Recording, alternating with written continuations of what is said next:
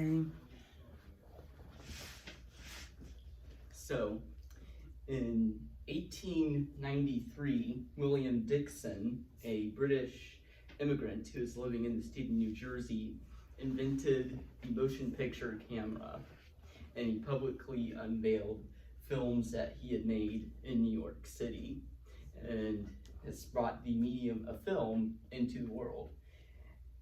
And one person who is interested in this new medium was this man, Georges Melies. He was a French magician on the stage, and he saw the potential for film to bring magic onto the screen. Melies, who would be portrayed in the 2011 film Hugo,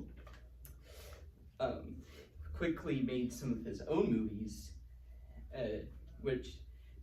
one of his first movies was called A Terrible Night, released in 1896, and it's about a man who is awoken from the night to discover a ginormous bug crawling from the bed and onto the floor until he kills it with a broomstick.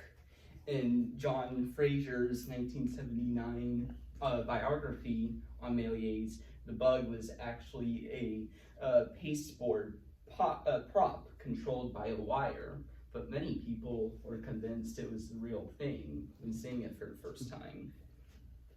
Another film he made was from 1898 called The Wreck of the Maine, and the Maine was a ship that the U.S. Navy used just months before the film was made. In the same year, had been sunken by the Spanish Navy in the Spanish-American War.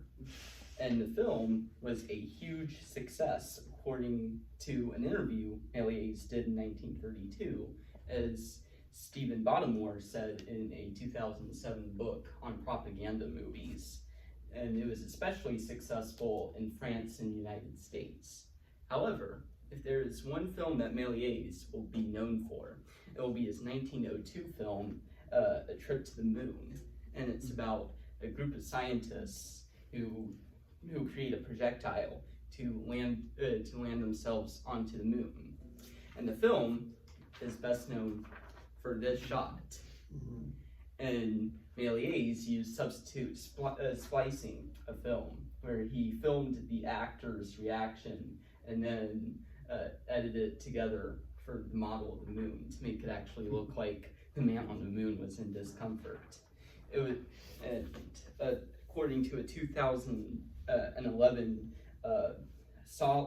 essay written by Matthew Solomon, the film was popular throughout the world, in the European continent, such as France, the UK, and Germany, and Italy, and the North American continent, such as in the United States and Canada. But however, by the end of the night, however, after World War I started, his films were destroyed by the French army, according to Elizabeth Ezra's 2000 book on Melies. They needed the silver from the film, and that caused a lot of his films to become missing. In fact, Melies made 531 films throughout his career, but only 201 complete in full, 28 only survive in fragments, and 302 are completely missing. And he was completely forgotten about by the end of the 19-teens. However, a French film historian, Georges Clouzot, he was writing a book on the history of film in 1924, and he interviewed Melies for his book. And by 1929, there had already been a full retrospective of Melies showing the films that were known to survive. But he died in 1938, and his legacy still continues to this day. The music videos for Queen's Heaven's for Everyone, The Smashing Pumpkins' Tonight Tonight, and Carly Rae Jepsen's The Loneliest Time used Melies' A Trip to the Moon and his 1904 short, The Impossible Voyage, as inspiration for their music videos. And in 2007, author Brian Selznick wrote the book The Invention of Hugo Cabaret, where Melies was a central character in the book.